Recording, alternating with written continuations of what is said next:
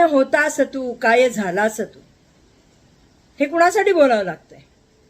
राष्ट्रवादी काँग्रेसचे अजितदादा गटाचे मोठे नेते सुनील तटकरे साहेब यांच्या बाबतीत बोलावं लागतं.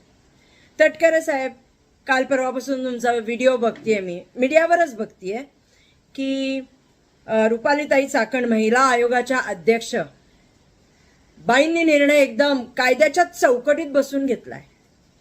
तटकरे साहेब, मला सांगा ना, कायद्याची चौकट तुमच्यासाठी काय आहे? मयुरी हगवणेला न्याय न देणं ही आहे? 6 महिने झाले मयुरी हगवणेची कोणत्याही केसची एन्क्वायरी नाही झाली, ही कायद्याची चौकट आहे? मयुरी हगवण्याच्या सासरच्या लोकांवर कारवाई केली असती त्यावेळेस या बाईंनी, तर आज वैष्णवी वाचली असती. पण नाही, बाई कायद्याच्या चौकटीत. कोणती चौकट आहे कायद्याची? तटकरे साहेब, सांगा ना आम्हाला. आज गेले कित्येक दिवस आहेत ते, म्हणजे आता तुम्ही तर संजय शिरसाटांची नवीन बातमी आली आहे. संजय शिरसाट एवढे मोठे दिग्गज, आणि त्यांच्या मुलांनी एका बाईला केवढा त्रास दिला, तुमच्या मीडियावरच बघतोय साहेब. आम्ही काय आरोप, मग आता तुम्ही त्यांच्या मागे पण उभे राहणार का?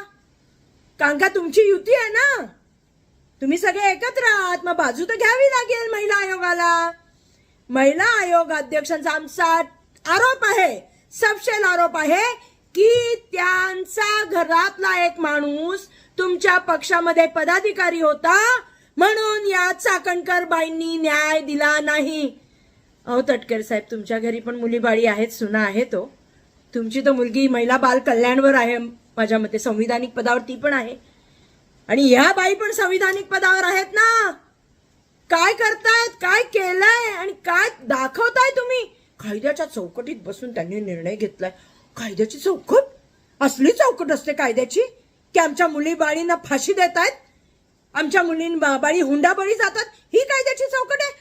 हे संविधानिक पद हिला दिलं गेलं याच्यासाठी की हिनी महिलांसाठी न्याय द्यावा, पण नाही, झगा बागा मला बघा, एवढंच चाललंय.